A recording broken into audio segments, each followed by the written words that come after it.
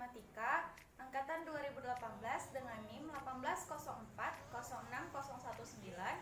Fakultas Keguruan dan Ilmu Pendidikan Universitas Samudra Rangsa.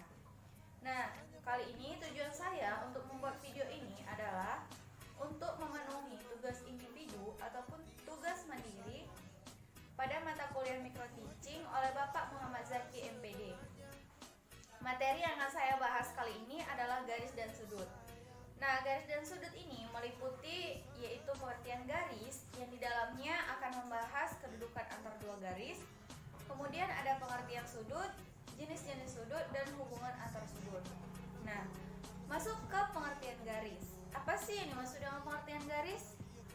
Benar sekali, pengertian garis itu adalah titik-titik tak terhingga yang disusun berderet dari kedua arah sehingga bentuknya memanjang, baik itu ke atas ataupun bawah maupun kanan ataupun kiri. Kalau ingin lebih gampangnya lagi, garis itu terbentuk dari titik-titik ataupun garis itu terbentuk dari dua titik yang dihubungkan.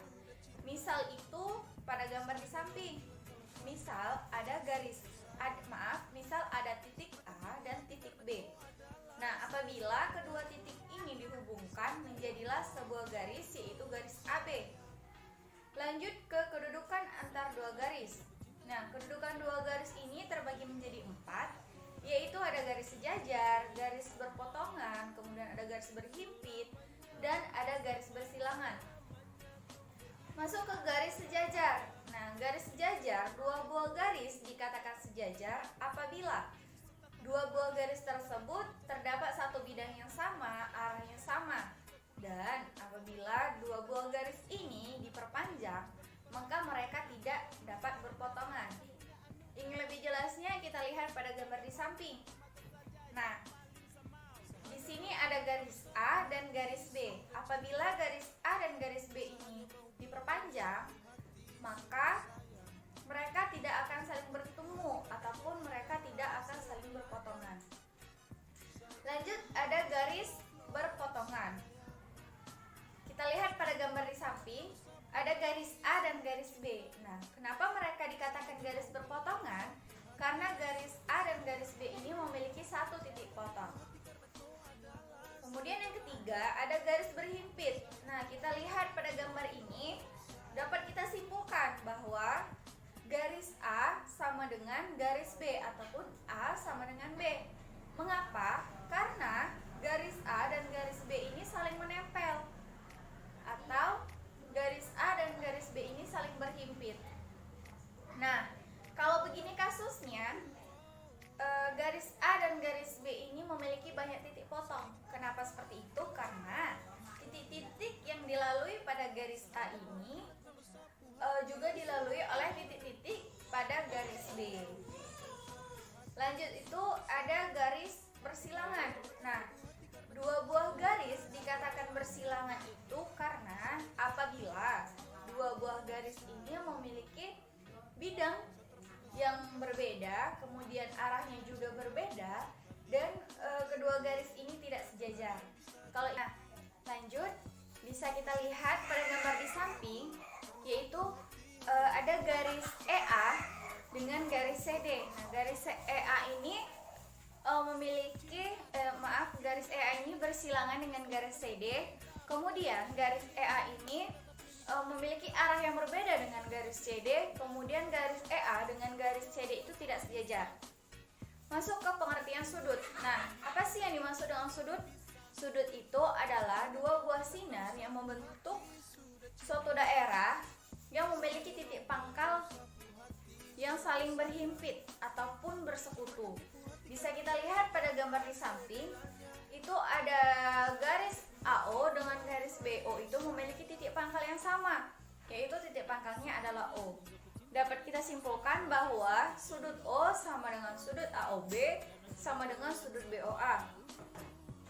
Lanjut ke jenis-jenis sudut. Nah, yang pertama itu ada sudut lancip. Nah, sudut lancip ini memiliki nilai sudut lebih kecil dari 90 derajat. Nah, kalau 90 derajat itu kan gambarnya seperti ini.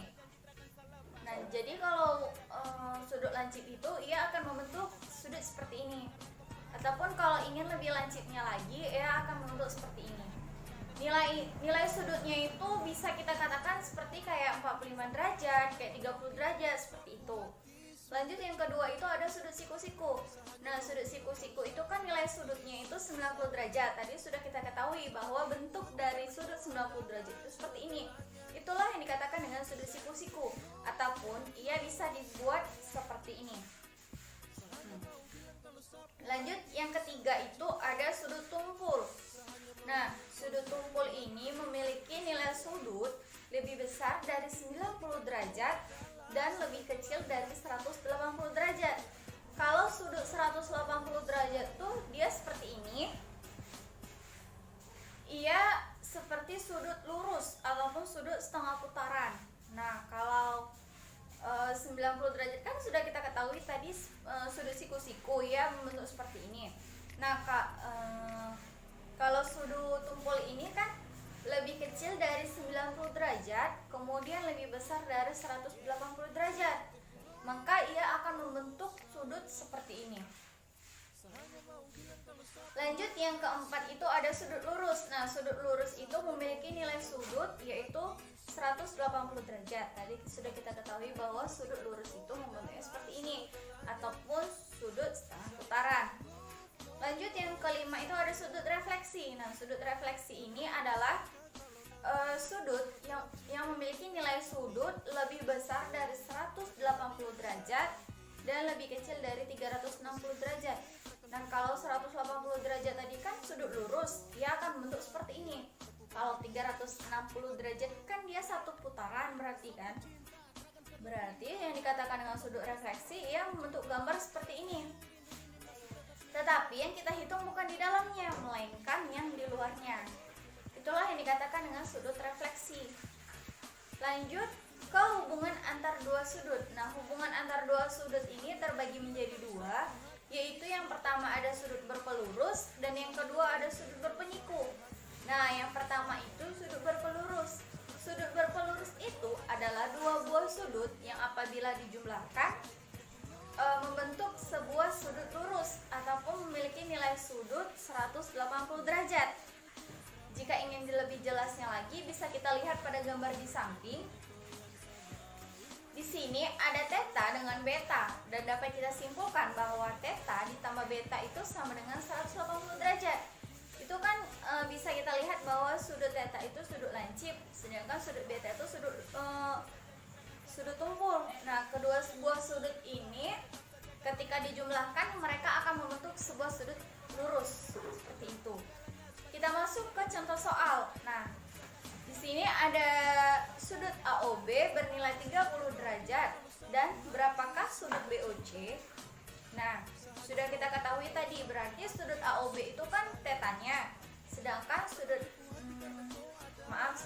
AOB itu kan alfanya, sedangkan sudut BOC itu kan tetanya, betanya.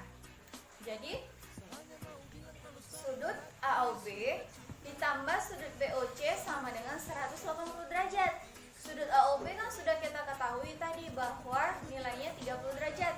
Tinggal kita masukkan saja 30 derajat ditambah sudut BOC kan sudah yang ditanya. Jadi tetap kita tulis sudut BOC sama dengan 180 derajat.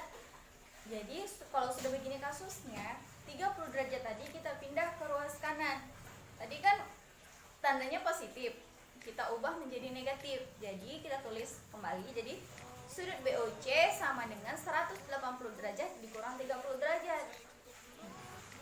Kalau sudah begitu tinggal kita jumlahkan saja, tinggal kita kurangkan. Jadi sudut BOC sama dengan 180 derajat dikurang 30 derajat berarti 150 derajat. Sudah kita ketahui bahwa sudut BOC sama dengan 150 derajat. Lanjut yang kedua itu ada sudut berpenyiku. Nah, sudut berpenyiku itu adalah dua buah sudut yang apabila dijumlahkan membentuk sudut siku-siku dengan nilai sudut 90 derajat. Sama sebenarnya seperti sudut berpelurus tadi, cuma berbedanya nilai sudut berpelurus itu kan 180 derajat dan membentuk sudut lurus, sedangkan sudut berpenyiku itu nilai sudutnya itu 90 derajat dan membentuk sudut siku-siku. Jadi kita bisa lihat pada contoh soal. Kita masuk ke contoh soal. Itu ada sudut AOB dengan sudut BOC. Nah, sudut BOC-nya kita ketahui bahwa 45 derajat nilainya. Jadi tinggal kita tambahkan sudut AOB ditambah sudut BOC sama dengan 90 derajat. Sudut AOB ditambah 45 derajat sama dengan 180 derajat. Kalau sudah begini sama seperti tadi, kita pindahkan ke ruas kanan dan ubah tanda menjadi negatif. Kemudian sudut AOB sama dengan 95 derajat dikurang 45 derajat. Sudut AOB sama dengan 45 derajat. Itulah nilai dari sudut AOB. Baiklah, cukup sekian dari presentasi saya. Apabila ada kata-kata saya yang salah, saya mohon maaf. Kepada Allah saya mohon ampun. Wabillahi taufiq wal hidayah. Wassalamualaikum warahmatullahi wabarakatuh.